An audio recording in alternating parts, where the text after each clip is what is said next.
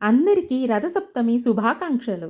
ఈసారి రథసప్తమి స్వామివారికి ఎంతో ఇష్టమైన, ప్రీతికరమైన ఆదివారం రోజున రావడం ఎంతో విశేషం.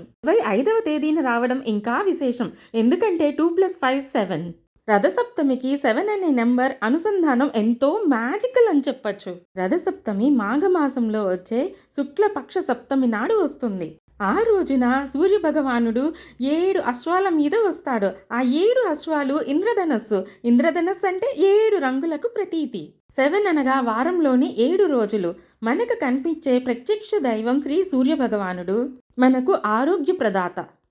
మానవుని శరీరంలోని 7 చక్రాల గురించి కూడా సూచిస్తుంది ఈ 7 అనే నెంబర్. ఈరోజు ఇంత అద్భుతమైన రోజున ఏదైనా సంకల్పం తీసుకుంటే అది తప్పక నెరవేరి తీరుతుంది.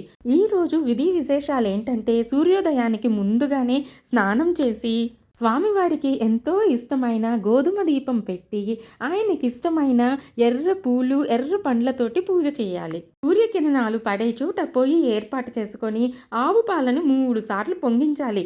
3 సార్లు పొంగాక అందులోనే ఆవు నెయ్యి కలిపిన పిడికెడు బియ్యము వేసి పొంగలి చేసుకోవాలి.